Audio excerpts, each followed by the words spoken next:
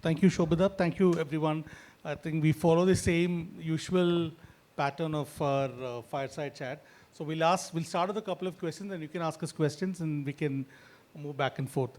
So Naghma, maybe I'll take the initiative of asking the first question. I would really like to discuss with you on how collaborative philanthropy is having an impact on how the donations have been channeled in India. I think you've run this wonderful program called Grow. Could you give us some lights on that? And is there any kind of correlation between the EdelGive Hurun India Philanthropy List and Grow, or anything that you see from your lens? No, thank you. I think COVID was a very landmark time in the way people gave. I personally believe that India is a very philanthropic country.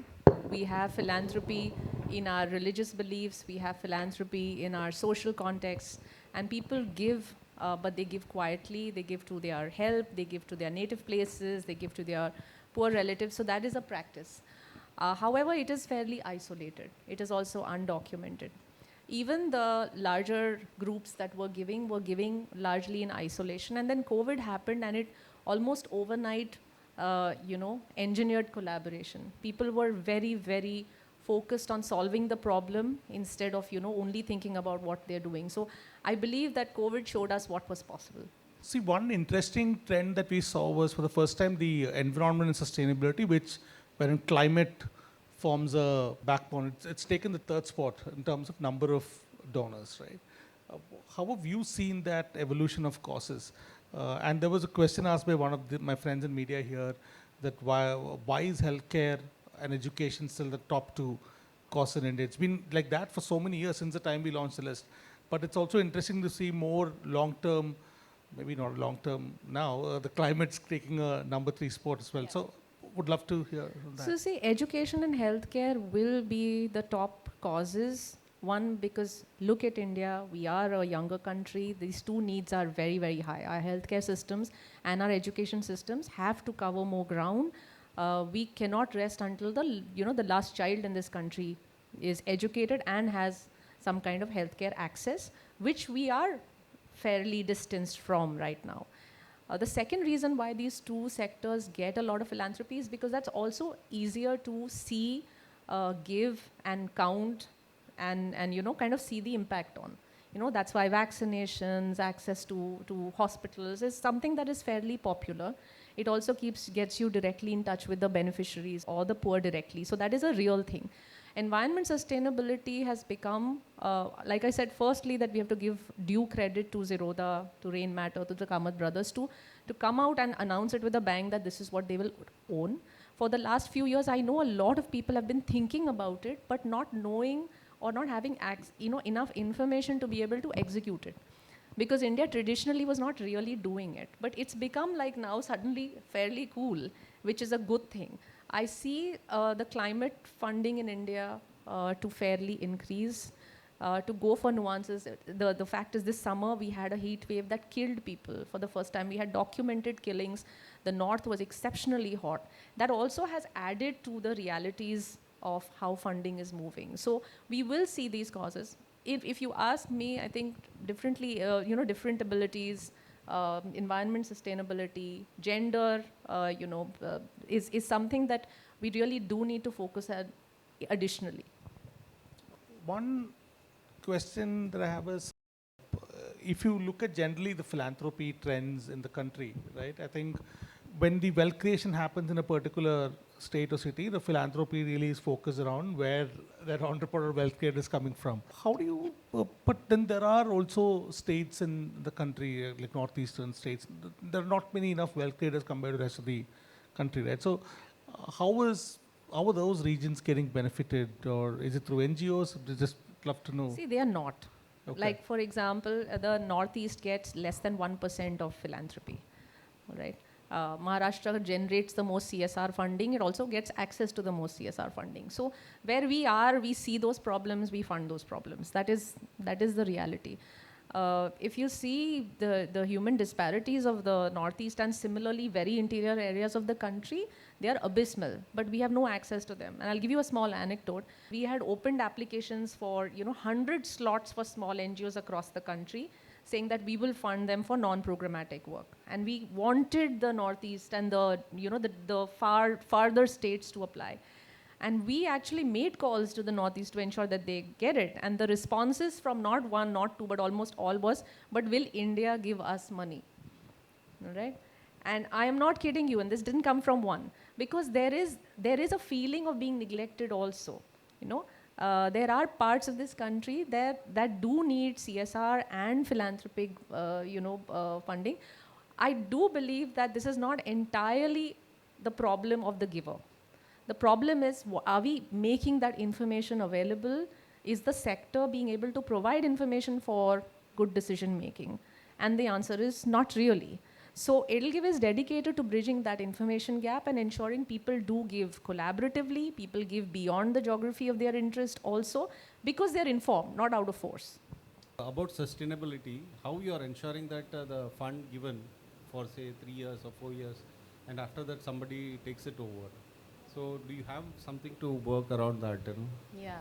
No, so as EdelGive, what we do, one is that we don't give entire grant only for programs. We build in, the learning and development. We build in, staffing, things like that, so that they are better equipped to manage, more grants, more growth, all of that. Second is that one of the core aspects of every grant we give is that what will they do after we leave, which is during our lifetime with them. We will introduce them to more folks. They can use us. We will generate enough tools for them to also access funding. The third thing that we do, which we actively promote with other funders, is don't give annual grants. Jitna ho sake, 3-year grants, renewed for 3-year cycles, because it takes a while for the funding to take its impact, for us to see what is happening, and then to realize that yes, there is a shift that is going on. So we do it with these 3 ways, like I said, and an important part of our entire interaction with the organization is sustainability beyond our partnership. To ask one thing, you said that Maharashtra gets more CSR funding and all. According to the recent survey conducted by the recent report of the Charity Commissioner, more than 100 NGOs has been blacklisted because of the misappropriation of the fund and all. I wanted to know whether this CSR fund Maharashtra gets, whether they are really spending and whether it has been benefited to the general public or not. Yeah. No, I'm glad you're raising this question, and this is clearly something that I would love to talk about also. See, according to the information that I have, around 5,500 crores of just CSR money gets dispersed from Maharashtra, and a large part of that stays in Maharashtra. And yes, there are blacklisted NGOs also. Now, I want to take a step back and say this sector is like any other sector, has its exceptional participants and has its participants that should be blacklisted. We cannot target the sector because, there is 100 or 50 that has been blacklisted.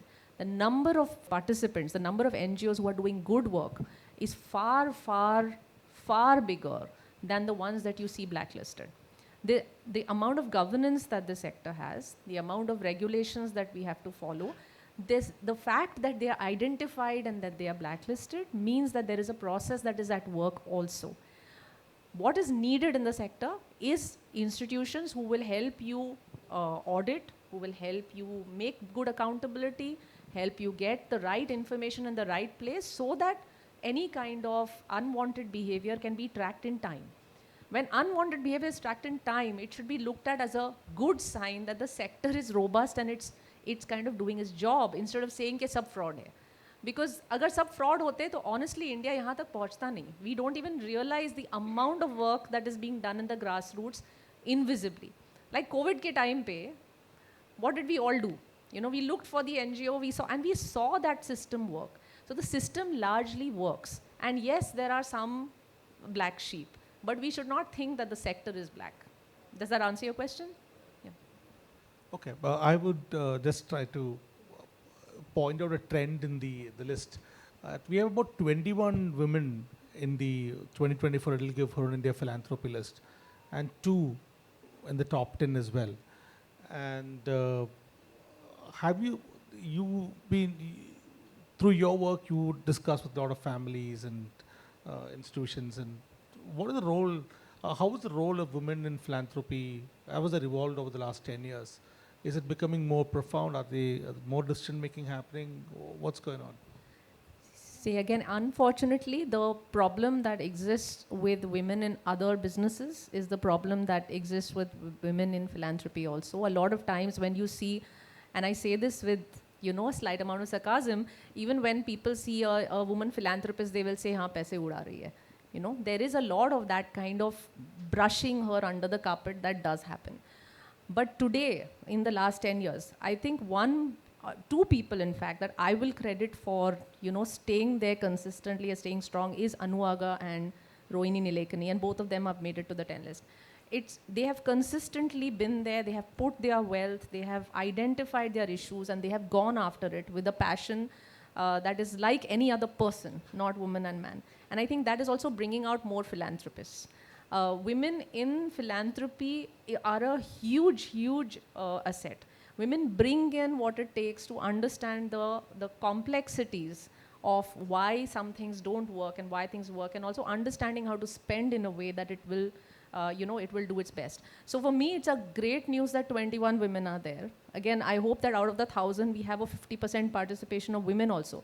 But that leads to a bigger question, which is how many women are there in your rich list, Anas? So we have to also understand that all the 21 women who are there in philanthropy list, their wealth is not as high as the men there, but they are there. They've made it to the 200. So if you see proportionately, women have contributed more, So we have to also look at it. I hope that this trend actually increases to a point of normalizing, and we have to do our part on that. Oh, that's an excellent observation. Rohini is in top 10 as well. She's not in the India And it's rich list. her funds. So you have Nandan separately, you have Rohini separately. Yeah. You have Anu backing education through COVID also. When everybody was moving out, she kept insisting that, education is important. So these are women who've stuck to their, their mandates while adapting to the changes. But they've been consistently there. And this is a behavior that even male philanthropists should,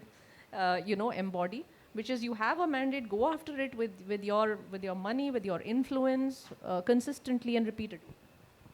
Okay. You've seen philanthropists across the world, in US and everywhere, right? And I did mention about this trend of the big ticket donations and comparing India and China. Yeah. How do our Indian, from your perspective, the culture of philanthropy, if you were to draw a parallel between India and some of the countries and the philanthropists that you've engaged with, and some insights on... See, if you take away all other contexts, then of course the US, the West, Europe, they give more, they give in larger volumes, they give to more sophisticated problems. But we need to remind ourselves that one is that they've been in the game of giving much earlier. There is a learning curve that has been crossed there. They have given to diverse issues. They have they've been giving in this fashion for a longer time. India has, India is still a young country. India has seen exceptional wealth coming in the 90s and the 2000s. So we've got a legacy of 25 years of actual wealth creation beyond the small size. Philanthropy is, if you compare the philanthropy here to the philanthropy in the US, we have a learning curve to cross. Large institutional philanthropies, giving to causes that we don't see, touch, feel, all the time, going systemic, giving to capacities. That is something that philanthropies are learning now. But I have very high hopes that our learning curve will be shorter, smarter. Like we do everything else, we will also be able to cross this journey soon. But I would not say that Indians give worse than their comparable givers in the US or in Europe, simply because they've been at it. There's a larger amount of wealth there, and they have made their mistakes before we started ours. No, I think the young philanthropists and all this, Binny Bansal and Nikhil Nitin and all, right? If you do a parallel to the Western world, I don't know, but at such age if there are philanthropists, self-made, No, I mean, why? No, forget Mark Zuckerberg and those categories. No, I don't think that's a fair comparison. Yeah. I don't think, again, the Binny Bansal and then Zerodha brothers and all of that, if you look at it, they're not coming from wealth comfortable. They have had a journey of creating wealth, then getting comfortable with wealth, and then beginning philanthropy. That is the natural trajectory, right? We have to also give that learning curve some time, finally. The fact that they're putting their name out there, they're backing causes. That's something that we have to understand. They become then role models for that group. So I'm optimistic on how this goes in the next few years. Great. I think before we ask the last question, anybody else has a question? Understand whether CSR of individual, if suppose Kumar Birla is there, so he is a chairman and so the company is spending some CSR fund.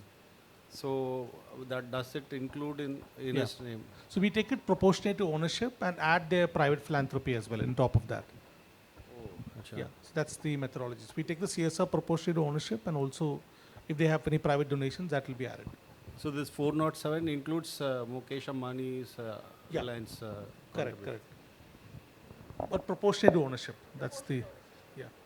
So my last question is, and I think when I concluded my note, I did mention that this I would dedicate it to Mr. Tata.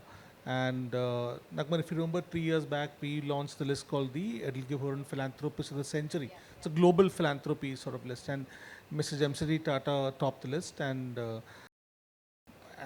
impact that the Tata institutions, the institutions that's seeded by Tata, I mean, it's beyond comparisons, right? Would you have any thoughts on the same, and we can conclude? No, I think they've set a template for giving before its time, much before its time.